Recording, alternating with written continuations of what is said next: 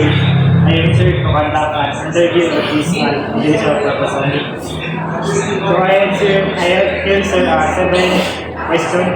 The first is, what mathematical rules did you use to solve the problem? So based on this problem, in easy level, I already use the MDAS method. And on the moderate part and hard part, I use the PEMDAS method. So the second question sir is, why do you think mathematician needs to rules like Canada's example expression? Again, Why do you think mathematician needs a rules like Canada's when solving expression? a method like PEMDAS is very significant to a problem solving, like for example an equation including the parentheses and exponent, in order to get the proper accurate answer. Example na lang dito, if you don't use the MDAS rule or the PEMDAS rule in an equation or in a simple operation, you might not get the exact answer that the teacher or that the mathematician teacher wants to get. So in here, they So sorry, the third question sir is, can you explain sir what might happen if people solve math problems by following the order of operation? so again, Can you explain what might happen if people solve math problem without following the order of operation? they might not get the proper answer. So the fourth question sir is, which part of PEMDAS do you find the easiest to understand and why? The MDAS part. Yes. And the fifth question sir is, which part do you find the most challenging? Explain your definition. For me, the most challenging is the parentheses and the exponent part. Wherein in an equation, when the teacher gives the problem or the given problem, they make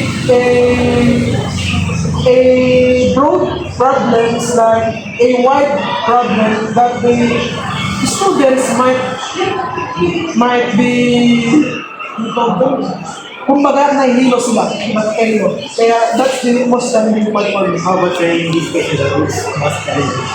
Do you think? For me, the most challenging is the hard part. Wherein, Number 5. yes, number 5. Wherein, it is mixed with the exponent part and the parentheses part. The sixth question is, how are multiplication and division related to tensors? How the multiplication and division Related to tensors. related to this. So, in an algebraic operation, multiplication and division is already relevant to each other. So, if in the fraction, if we use the addition, the opposite of that operation is the subtraction. While in the multiplication, the opposite of that operation is division. So the last question sir, how about addition and subtraction related to tensors? That's my same thoughts. What is it earlier? Yes, what is it? Right? Thank you sir. Good deal. So good morning sir, by the way, I'm from BSF Battery, sir, we are here sir to conduct an interview for an educational purpose only. So I have here sir 7 following questions. The first sir is, what mathematical rules do you use to solve the problem? So, first, the mathematical rules or principle or concept that I use or follow once I discuss this mathematical PEMDAS rule. Second question sir is, why do you think mathematical rules like PEMDAS and solving expression? Why did you think mathematician needs a rules like PEMDAS when solving expression? So for me, using rules such as PEMDAS in solving a mathematical problem, these certain rules so that when we are solving an equation, we would arrive all in the same answer. Not like providing. Because if we don't follow a certain rules, when we solve an equation, it might be different answer. So when following a certain rule, it will give us exact one answer. The third question, sir, can you explain what might happen if people solve math problems without following the order of operation? So what happened to What happens if people solve math problem without following the order of operation? So if people solve problem without following the mathematical operations, this will provide a lot of answer if we don't follow a certain operation. This provide a lot of a lot of confusion and also a lot of misconception that can lead into a bunch of arguments. For the fourth question, sir, which part of PEMDAS do you find the easiest to understand and why? So the part of PEMDAS is actually all of the part in PEMDAS is easily to understand and to use. It's that like we just need to use it accordingly, like letter P, which is parenthesis first before equation, and equation first before multiplication, and multiplication first before division, and etc. and etc. For the five questions, sir, is which part do you find the most challenging? The most challenging and explain your difficulty. Sabi ko sa is check. So, the one that I find difficult here is the hard part, which is the question number 5, because there are a lot of variables there, which if you don't understand it very well, it can confuse you. So, this part is the harder part for you. The next is how are multiplication and division related to PEMDAS? How multiplication and division are related to PEMDAS? Well, PEMDAS, multiplication and addition can be used or can be used interchangeably accordingly to which of them is cured first.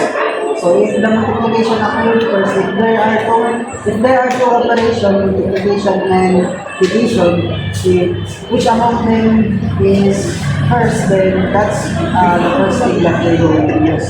If the multiplication is the first operation, then that's the one we use first. And if the division is the first, and then the division is we use first. How about, sir, addition and subtraction? So, same with addition and subtraction, it depends if who amongst them is the first.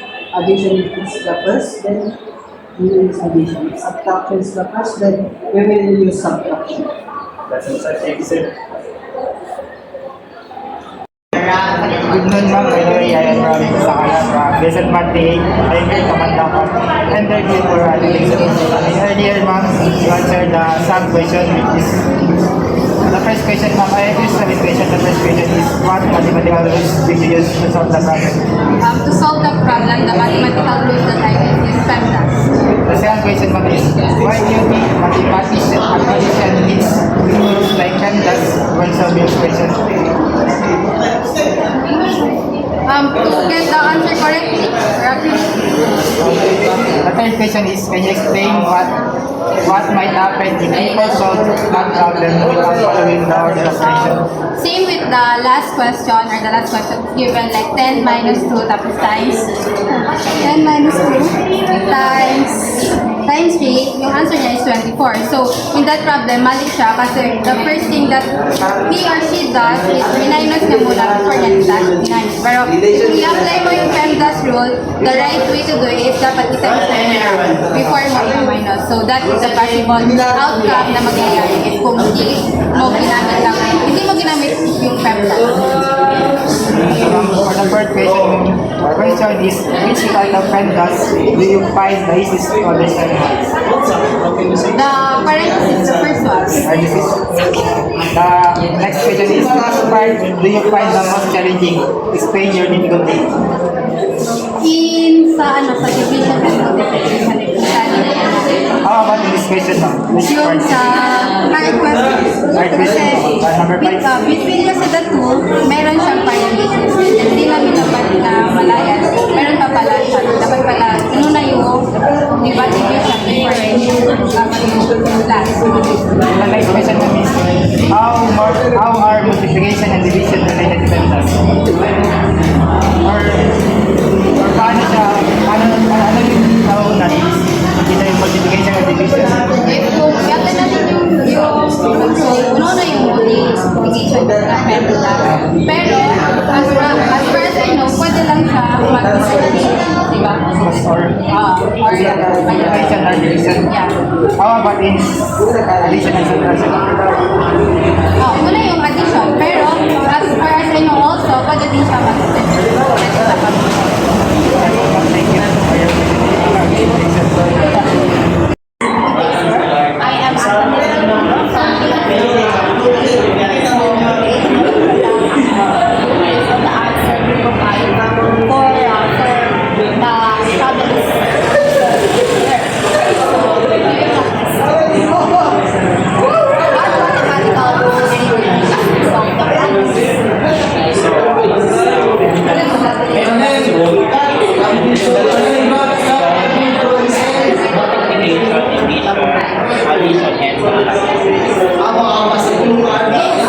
Why do you think mathematics need like and solving experiments?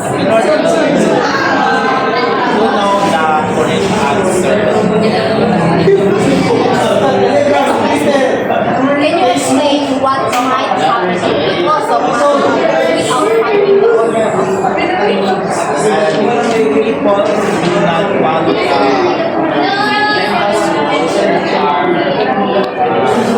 many possible wrong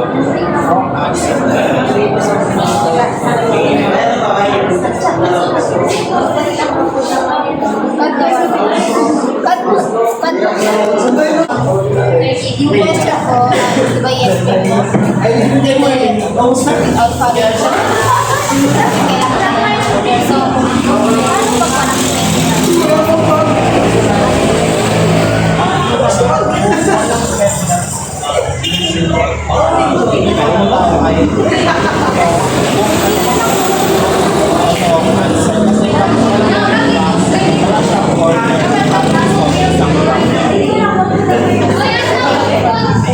Next question.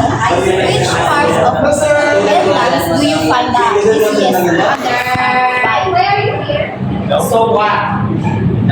Sir, nagay part of PEMDAS do you find the easiest to understand?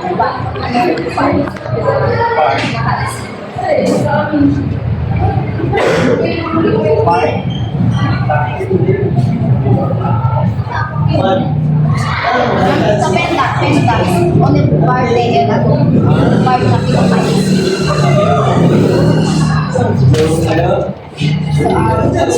So again, which part guys and your of PEMDAS do you find the easiest to understand? Right.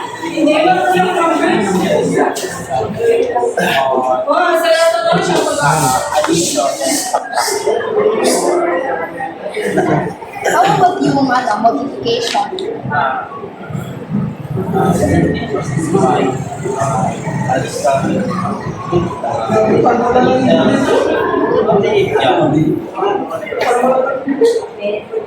So here, so which part do you find the most challenging in your game? Saan ba ba yung pinaka-challenging yan na gamitin ng PEMDAS? Most challenging use of them when or the teaching problem is very long, like support that based on the problem. Number 5, the problem is quite long, like 1 plus a minus 3 squared times 2 divided by 7 minus 2 plus 4 times 12 divided by 4 minus 1. So, if calculated,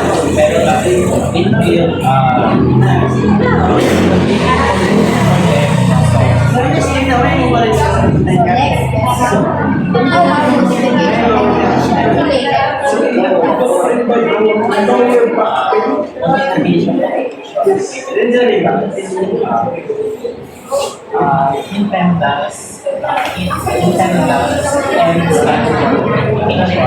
standard.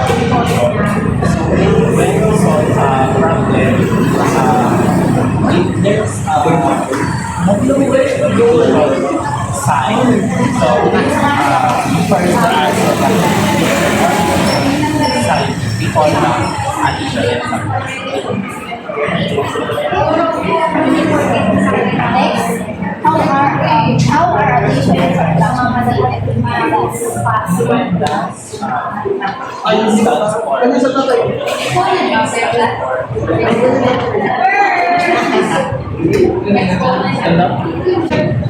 One, two, three, go.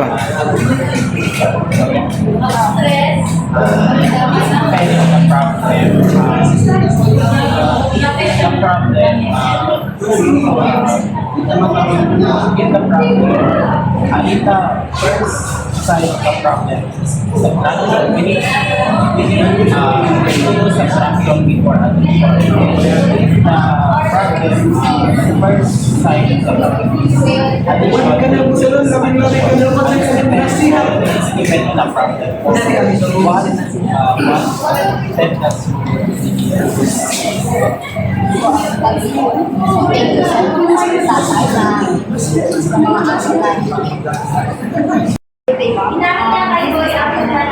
zombie at that time. So today I will present based on the answers provided for the following. So here that the first question, what mathematical related to solve problems? So I use that and that. Next, why do you think mathematicians need to like PEMDAS? PEMDAS when solving equations. So simply because some get confused by operations. We use if we have a lot of numbers, a lot of parentheses, a lot of operations. So PEMDAS will help us what operation is. So first, what parentheses or what group is the denominator is. So next, can you explain what might happen if people solve that problem without following the order of operations? So they're going to get the wrong answers because they don't use the method because they always solve from the beginning. So if they solve from the beginning, they'll get the wrong answer because they don't know what operation they need to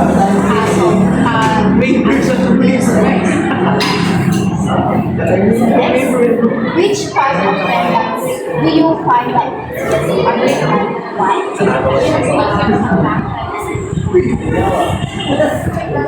How about some other parts of PEMDAS? There are okay naman the easiest is addition to subtraction because they know that next, which part do you find the most we also nakasama sa part like nakaget ako ng answer here because yung parentheses nakagas dito. So parang isa ko sila lahat. Hindi ko na siya na like yung sarap kasi mag-PEMDAS kami na paralysis, tapos so, medyo nagkaroon ng dito sa part sa pero naiintindihan mo lalo yan. May something na so, next, let's go. How are education and division related to attendance? Based on the so, understand is so, simply related to practice kasi nga, yung canvas is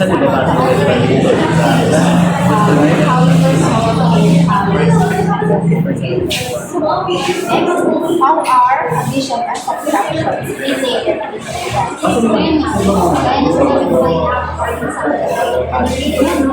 they are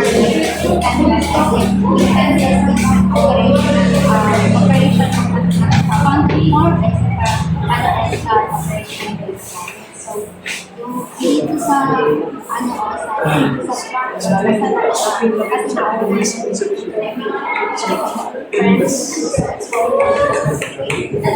sometimes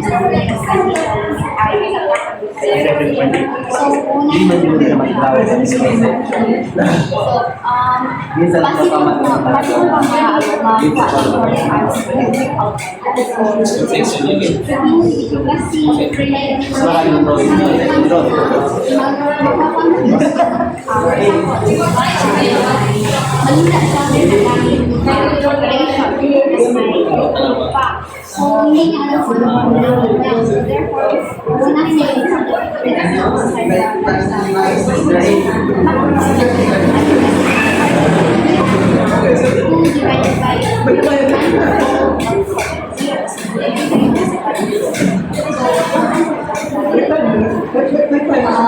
may na-encounter ka ba yung same answer pero same answer na solve without peptide and with peptide? Kasi